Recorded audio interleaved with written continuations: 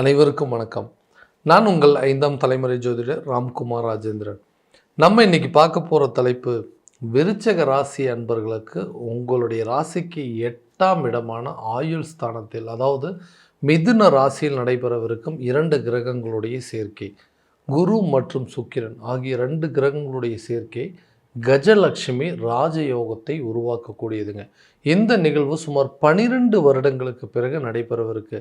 இந்த நிகழ்வு காலகட்டங்கள் அப்படின்னு பார்த்தீங்கன்னா, ஜூலை மாதம் 26ஆம் தேதி முதல் ஆகஸ்ட் மாதம் 21ஆம் தேதி வரை நடைபெறவிருக்கு. குரு ஒருவருக்கு ஞானத்தையும் அறிவையும் கொடுக்கக்கூடியவர். மங்களக்காரகன், புத்திக்காரகன், தனக்காரகன் மற்றும் ஜீவக்காரகன் என்று அழைக்கக்கூடியவர் இந்த குரு. சுக்கிரன் ஒருவருக்கு ஆடம்பரம், செல்வ செழிப்பு, அழகு, திருமணம், காதல் மற்றும் குழந்தை பாக்கியம் போன்ற அனைத்து அமைப்புகளையும் கொடுக்கக்கூடியவர் இந்த சுக்கிரன். ஸோ இந்த 2 கிரகங்களுடைய சேர்க்கை கஜலட்சுமி ராஜயோகம் விருச்சிக ராசி அன்பர்களுக்கு எந்த விதமான அற்புதங்கள் மற்றும் சிறப்புகளை கொடுக்க போகுது அப்படிங்கிறத இந்த காணொலியில் தெளிவாகவும் துல்லியமாகவும் பார்க்கலாங்க. நம்ம சேனலை ஃபஸ்ட் டைம் பார்க்குறோம், அந்த சப்ஸ்கிரைப் பண்ணிக்கோங்க, பெல் பட்டனை கிளிக் பண்ணி ஆல் அப்படிங்கிற ஆப்ஷன் கொடுத்துக்கோங்க. விருச்சிக ராசி அன்பர்கள் செவ்வாய் பகவானை அதிபதியாக கொண்டவர்கள், சுறுசுறுப்பான நபர்கள், எப்போவுமே மற்றவங்களுக்கு உதவி செய்யக்கூடிய தன்மைகளை கொண்டவர்கள் அப்படின்னு சொல்லாங்க. இந்த விருச்சிக ராசி அன்பர்களுக்கு எந்த ஒரு விஷயத்தையுமே ரொம்ப தெளிவாகவும் பர்ஃபெக்டாகவும் செஞ்சால் மட்டும்தாங்க ரொம்ப சாட்டிஸ்ஃபைடு அப்படிங்க ஆவாங்க. ஒரு விஷயத்தை எடுத்தவங்க ஏதோ ஏனோ தானமோ செய்து முடிக்கக்கூடிய நபர்கள் கிடையாது.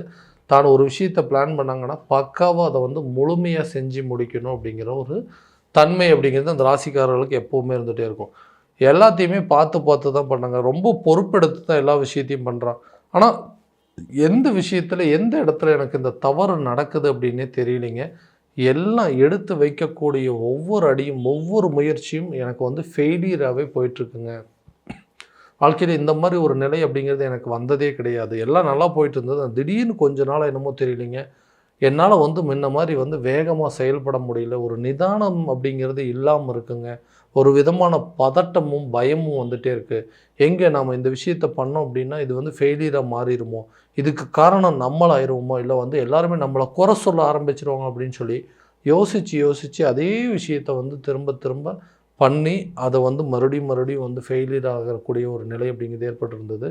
இந்த அமைப்புகள் அப்படிங்கிறது மாறக்கூடிய ஒரு காலகட்டமாக இருக்க போகுது. எல்லாத்தையுமே பர்ஃபெக்டாக செய்வேங்க. ஒரு வேலை அப்படிங்கிறது என்கிட்ட கொடுத்துட்டாங்கன்னா அந்த வேலையை முடிக்காமல் நான் அடுத்த வேலையை எப்போவுமே எடுக்கவே மாட்டேன். இதனாலேயே இவர்கிட்ட கொடுத்தா கண்டிப்பாக அந்த வேலையை செஞ்சு முடிச்சிருவார், இவங்ககிட்ட கொடுத்தா இதை பர்ஃபெக்டாக செய்வாங்கன்னு சொல்லி மற்றவங்க எப்போவுமே எங்கிட்ட கொண்டு சில விஷயத்தை கொடுப்பாங்க. இது கொடுக்கறதுனால மட்டும்தான் இருக்குங்க. அப்போ தான் எனக்கு தெரியுது, சில வேலைகளை நான் செய்யக்கூடாதுன்னு நினைக்கிற விஷயத்தை கூட என்கிட்ட திணிக்கிறதுக்கு பார்க்குறாங்க. எனக்கு அந்த டீமில் ஒர்க் பண்ணவே பிடிக்கல, எனக்கு அந்த டிபார்ட்மெண்ட்டில் இருக்கவே பிடிக்கலைங்க. ஆனால் இந்த வேலையை தான் நீங்கள் செய்யணும், இந்த டிபார்ட்மெண்ட்டில் தான் நீங்கள் செய்யணும், இவங்க கூட சேர்ந்து தான் செய்யணும்னு சொல்லி என்னை ஃபோர்ஸ் பண்ணுறாங்க. அதனால் என்னால் அந்த வேலையை செய்யவும் முடியல, அந்த இடத்துல என்னால் இருக்கவே முடியல, மன உளைச்சலுக்கு ஆளாகிறேங்க. கூட இருக்கிறவங்களும் எனக்கு எந்த ஒரு சப்போர்ட் இல்லை. என்னுடைய சுப்பீரியர், அதாவது என்னுடைய உயர் அதிகாரிகள், என் கூட வேலை செய்யக்கூடிய மேலதிகாரிகள் கூட எனக்கு எந்த விதத்துலையும் சப்போர்ட் பண்ணல. இந்த வேலையை விட்டுட்டு போனால் போதும் அப்படிங்கிற அளவுக்கு சில யோசனைகள் வந்துட்டுருக்குங்க. அந்த மாதிரி எனக்கு ஒரு புதிய வாய்ப்புகள் அப்படிங்கிறது கிடைக்காதா, எனக்கு பிடிச்ச மாதிரி ஒரு வேலைக்கு போக முடியாதா அப்படின்னு யோசிச்சிங்கன்னா, கண்டிப்பாக இந்த காலகட்டங்களில் உங்கள் மனசுக்கு பிடிச்ச மாதிரி ஒரு இடத்துல மனசுக்கு திருப்தியாக இருக்கக்கூடிய ஒரு வேலை, நீங்கள் படித்த படிப்புக்கு தகுந்த உத்தியோகம் அப்படிங்கிறது கட்டாயமாக கிடைக்குங்க. அதுக்குண்டான வாய்ப்புகள் இந்த அதாவது கஜலட்சுமி ராஜயோக காலகட்டங்களே உங்களுக்கு உருவாகும். ஸோ அப்போ நீங்கள் எதிர்பார்த்தபடி புதிய வேலை கிடைக்குங்க. உங்கள் கல்விக்கு தகுந்தாற்போல் ஒரு பதவி அப்படிங்கிறது கிடைக்கும். நீங்கள் ஆசைப்பட்ட மாதிரி ஒரு வேலையில் சேர்றது, உங்களுக்கு பிடிச்ச மாதிரி ஒரு டீமில் ஒர்க் பண்ணுறதுக்கு, உங்களுக்கு பிடிச்ச மாதிரி ஒரு டிபார்ட்மெண்ட்டை வேலை செய்கிறதுக்கான சூழல் அப்படிங்கிறது கண்டிப்பாக ஏற்படுங்க. இது வரைக்கும் நிலுவையில் இருந்து வந்த ஒரு வேலை அப்படிங்கிறது கண்டிப்பாக உங்களுக்கு கிடைக்கும். புதிய வேலை தேடுவவங்களுக்கு புதிய வாய்ப்புகள் உங்களை தேடி வருங்க. அதில் நல்ல ப்ரமோஷன் அப்படிங்கிறது இருக்கும். நல்ல ஒரு சேல்ரி இன்க்ரிமெண்ட் அப்படிங்கிறது கண்டிப்பாக இருக்க போதுங்க. வேலையில் இருக்கிறவங்க, ஒரு பிஸ்னஸ் பண்ணிகிட்டு இருக்கிறவங்க, தன்னோட பிஸ்னஸ் ஏதாவது ஒன்று பண்ணி அடுத்த லெவலுக்கு ரீச் பண்ணிடணும், அடுத்த லெவலுக்கு கொண்டு போகணும்னு சொல்லி நிறைய ட்ரை பண்ணிகிட்ருக்கேன். ஆனால் ஆரம்பித்த இடத்துலையே தான் இன்னும் நின்றுட்டுருக்கேன். நான் ஆரம்பிக்கும் போது என்ன சூழ்நிலை இருந்ததோ அதே சூழ்நிலையில் தான் இன்றைக்கி வரைக்கும் இருக்குது. நிறைய எஃபோர்ட் போட்டேங்க, நிறைய டெவலப் பண்ணுறதுக்கு எல்லாத்தையும் பண்ணேன். ஆனால் அது எந்த விதத்துலையும் சக்ஸஸ் ஆகவே இல்லை. என்னுடைய பிஸ்னஸ் அடுத்த லெவலுக்கு கொண்டு போகவே முடியல. சில நேரத்தில் வந்து அதை க்ளோஸ் பண்ணிவிட்டு பேசாமல் இதை விட்டுறலாமா அப்படிங்கிற அளவுக்கு கொண்டு போயிருச்சு. இந்த நிலைகள்லாம் மாறாதுங்களா? ஆசைப்பட்டு ஒரு பிஸ்னஸ் ஆரம்பித்தேன், இன்றைக்கி அதை வந்து கண்டினியூ பண்ண முடியாமல் இருக்குது அப்படின்னு யோசிக்கிறவங்களுக்கும், அந்த பிஸ்னஸில் ப்ராஃபிட்டபிள் வராதா, நமக்கு நல்ல லாபத்தை கொண்டு போக முடியாதா, க்ளோஸ் பண்ணலான்னு இருக்கிற ஒரு சூழ்நிலைகள் மாறி கண்டிப்பாக அதில் வந்து நல்ல ஒரு பெனிஃபிட் கிடைக்காதா அப்படின்னு யோசிக்கிறவங்களுக்கு இந்த காலகட்டங்களில் தொழில் ரீதியாகவும் வியாபார ரீதியாகவும் எடுக்கக்கூடிய ஒவ்வொரு முயற்சியும் நல்ல பலனை கொடுக்கும். வியாபாரத்தில் நல்ல ஒரு லாபத்தையும் தொழிலில் நல்ல ஒரு முன்னேற்றத்தையும் கொடுக்கக்கூடிய ஒரு தருணமாக இருக்க போது, ஸ்டார்ட் அப் பண்ணணும், புதுசாக ஒரு பிஸ்னஸை ஸ்டார்ட் பண்ணணும்னு நினைக்கிறவங்க கூட இந்த காலகட்டங்களில் அதுக்குண்டான முயற்சிகள் எடுத்திங்கன்னா கண்டிப்பாக உங்கள் பிஸ்னஸை நெக்ஸ்ட் லெவலுக்கு நீங்கள் கொண்டு போகிறதுக்கு நல்ல வாய்ப்புகள் அப்படிங்கிறது இருக்குங்க. இந்த குழந்தை பாக்கியம் இல்லாத தம்பதியினருக்கு குழந்தை பாக்கியம் சம்மந்தப்பட்ட முயற்சிகள் கண்டிப்பாக ஒரு நல்ல பலனை கொடுக்கும்.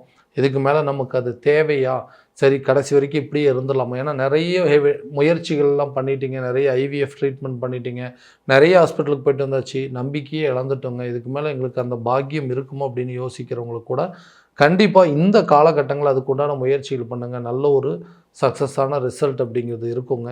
திருமணம் ஆகாத நபர்களுக்கு கூட திருமணம் சம்பந்தப்பட்ட முயற்சிகள் கண்டிப்பாக இருக்கும். இந்த குரு பகவான் என்று அழைக்கக்கூடியவர் மங்களக்காரகன்.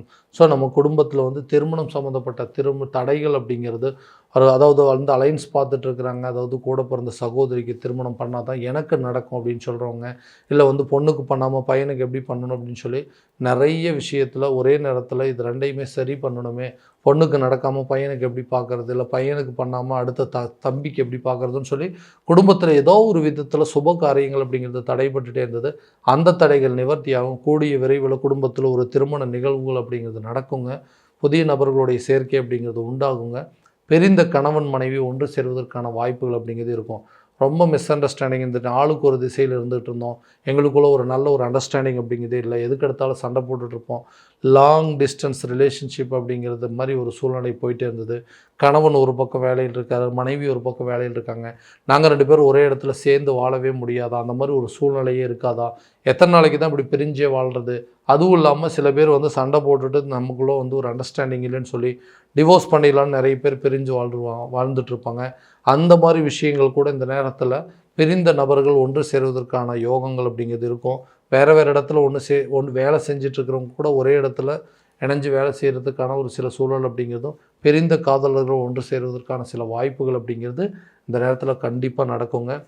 வீடு கட்டுவதற்கான முயற்சி, வீடு வாங்குவதற்கான யோகம் அப்படிங்கிறது, புதுசாக ஒரு ப்ராப்பர்ட்டி வாங்கணும் அப்படின்னு ட்ரை பண்ணுறவங்களும், அதே நேரத்தில் பழைய வண்டி வாகனங்களை வந்து எக்ஸ்சேஞ்ச் போட்டு புதுசாக வண்டி வாகனங்கள் வாங்கணும்னு நினைக்கிறவங்க, இது எல்லா அமைப்புகளும் இது ஒரு நல்ல தருணமாக இருக்க போது. நின்று போன வீட்டு வேலையை கண்டிப்பாக நீங்கள் ஆரம்பிக்கணும்னு நினச்சவங்க கூட இந்த நேரத்தில் அதுக்குண்டான முயற்சிகள் பண்ணலாம். தேவையான கடன் வசதிகள் உங்கள் கைக்கு வருங்க. பண தேவைகள் அப்படிங்கிறது பூர்த்தியாகும். எதிர்பார்த்த இடத்துல இருந்து கண்டிப்பாக நல்ல ஒரு தகவல்கள், அதாவது பணம் ரீதியாக நீங்கள் எடுத்து வைக்கக்கூடிய முயற்சிகள் இந்த காலகட்டங்களில் உங்களுக்கு நல்ல ஒரு சப்போர்ட்டிவாக இருக்குங்க. வண்டி வாகனங்களை எக்ஸ்சேஞ்ச் போட்டு புது வண்டிகள் வாங்குறதுக்கான யோசனைகள் அப்படிங்கிறது இருக்கும். பழைய ப்ராப்பர்ட்டி, பழைய சொத்துக்கள் ஏதாவது இருந்ததுன்னா அதை விற்றுட்டு இருக்கக்கூடிய கடன் அடைப்பதற்கு எடுக்கக்கூடிய முயற்சிகள் கூட இந்த நேரத்தில் கண்டிப்பாக ஒரு நல்ல பலன் அப்படிங்கிறது கொடுக்கும். ஆரோக்கிய ரீதியாக இது வரைக்கும் இருந்தும் அந்த தடைகள் அப்படிங்கிறது அகலுங்க. ஹெல்த்தில் என்ன பிரச்சனைனே தெரியலைங்க. அடிக்கடி வந்து ஆக்டிவே இல்லாமல் போயிடும். நல்லா சுறுசுறுப்பாக இருந்தேன், திடீர்னு என்ன தெரியல, முன்ன மாதிரி என்னால் செயல்பட முடியல, கை கால் வலியாக இருக்குங்க, நரம்பு சம்மந்தப்பட்ட பிரச்சனை, தலைவலி, இந்த மாதிரி ஏதாவது ஒன்று கெடுதல்கள் வந்துகிட்டே இருக்குது. ஸோ இந்த வியாதிகள் அப்படிங்கிற அளவுக்கு எனக்கு வந்து தீர்வுகள் அப்படிங்கிறது எப்போ கிடைக்கும்னு கேட்டிங்கன்னா, இந்த காலகட்டங்களில் இந்த ஆயுள் சம்மந்தப்பட்ட இடத்துல இந்த கிரகங்களுடைய சேர்க்கை இருக்கும்போது இது வரைக்கும் உங்களுக்கு இருந்து வந்த பயம் அப்படிங்கிறது போகுங்க. ஆயுள் ரீதியாக இருக்கக்கூடிய கண்டங்கள் அப்படிங்கிறது விலகும். ஆரோக்கியத்தில் நல்ல ஒரு முன்னேற்றம் அப்படிங்கிறது கண்டிப்பாக இருக்கக்கூடிய காலகட்டமாக இருக்க போது, கல்வி சம்மந்தப்பட்ட விஷயத்தில் நல்ல ஒரு முன்னேற்றம் அப்படிங்கிறது இருக்கும். நீங்கள் எதிர்பார்த்தபடி உங்கள் குழந்தைகளுடைய கல்வியில் நல்ல ஒரு முன்னேற்றம் இருக்கும். இது வரைக்கும் அலட்சியப்படுத்தவங்க, இது வரைக்கும் கல்வியில் நாட்டம் இல்லாதவங்க கூட நல்லபடியாக படித்து வரக்கூடிய ஒரு காலகட்டம். ஞாபக மறதிகள் அப்படிங்கிறது அகலுங்க. கல்வி சம்மந்தப்பட்ட விஷயத்தில் நல்ல ரிசல்ட் அப்படிங்கிறது நிச்சயமாக கிடைக்குங்க. ஸோ இது வரைக்கும் நம்ம பார்த்தது கோச்சார ரீதியான பலன்கள் மட்டும்தாங்க. இந்த பலன்கள் அனைத்து உங்களுக்கு இருக்கான்னா உங்களுடைய சுய ஜாதகத்தோடு ஒப்பிட்டு பார்த்து திசா புத்திகள் எப்படி இருக்குது, இந்த கிரக அடைவுகள் எப்படி இருக்குது அப்படிங்கிறதெல்லாம் முழுசாக பார்த்து அதுக்குண்டான முயற்சிகள் பண்ணிங்கன்னா, அந்த திருமணம் சம்மந்தப்பட்ட யோகமோ, ஒரு ப்ரொமோஷன் சம்மந்தப்பட்ட விஷயங்கள், அல்லது வந்து குழந்தை பாக்கியத்திற்கு உண்டான யோகம் இருக்கா, இல்லை ஒரு வீடு கட்டுறதுக்கான முயற்சிகள் எடுக்கலாமா, இல்லை புதிய சொத்துக்கள் வாங்கலாமா அப்படின்னா, இந்த எல்லா விஷயத்தையுமே இதை வந்து நீங்கள் கம்பேர் பண்ணி பார்த்துட்டு அதற்குண்டானபடி முயற்சி எடுக்கும்போது நிச்சயமாக ஒரு நல்ல பலன் அப்படிங்கிறது உங்களுக்கு கொடுக்குங்க. உங்களுடைய ஜாதகத்தை எங்கிட்ட பார்க்கணும் அப்படின்னு விருப்பப்பட்டீங்கன்னா கீழே தெரியிற நம்பருக்கு காண்டாக்ட் பண்ணி அப்பாயின்மெண்ட் ஃபிக்ஸ் பண்ணிக்கோங்க. அப்படி இல்லையா ஜாதகத்தை வாட்ஸ்அப் மூலமாக அமுச்சு வச்சிங்க அப்படின்னா கூட தெளிவான முறையில் கணிச்சு துல்லியமான பலன்கள் அப்படிங்கிறது உங்களுக்கு தெரியப்படுத்தப்படுங்க. மீண்டும் அடுத்த காணொளியில் உங்களை சந்திக்கும் வரை உங்களிடமிருந்து விடைபெறுவது உங்கள் ராம்குமார் ராஜேந்திரன். நன்றி.